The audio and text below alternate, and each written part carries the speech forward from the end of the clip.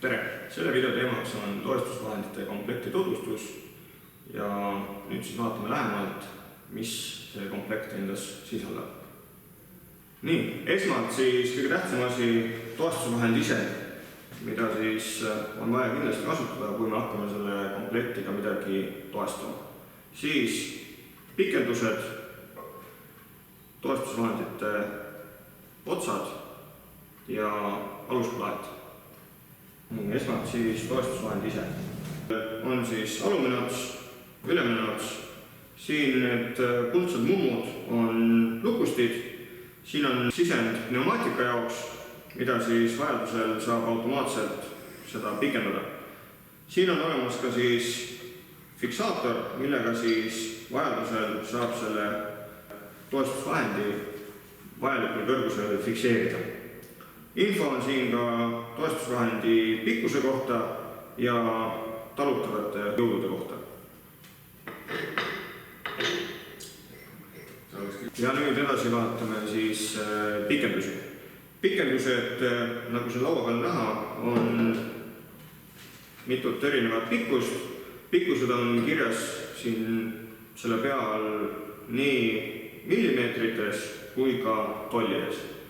Ja kui on vaja nüüd pikendust ühendada kas siis toestusseadmega või omavahel, siis selleks tuleb lihtsalt panna siia auku, vajutada kinni ja lukusta hangi.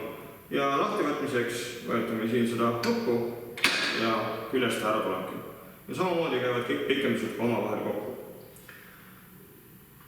Kui kasutada seda kuskil toestusel, siis pikendusi ei tohi lisada siia poole otsa, ehk et alumisse otsa. Kõik pikendused peavad tulema siia ülespoole ja peaksid nad siis olema niimoodi, et kõige pikem kõigepealt ja siis järjest lühemaks. Ei tohi vaheldumisi panna pikka ja lühikest pikendust siis. Ja viimasena käib siis siia külge otsad. Need otsad on siis mõeldud peamiselt stabiliseerimiseks varingutel, kus on vaja näiteks aknaauku, uksi, mida iganes sellist stabiliseerida.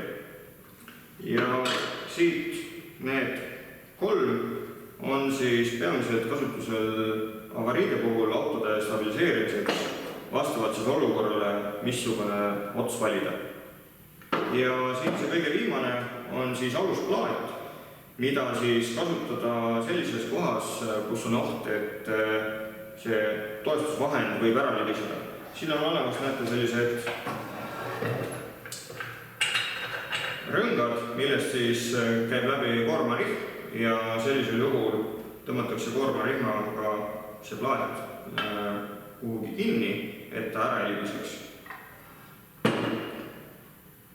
Kui meil on kasutusel see ots, siis siin selle põhjal, siis siin on võimalus kasutada seda mitmes kohas. Ühelt poolt siis siin sellises kohas, kus siis siin need fikseerivad ära. Või kui meil on vaja siis nurka muuta, saab sellega siia poole või siis sinna poole. Ja sellega olekski kõik.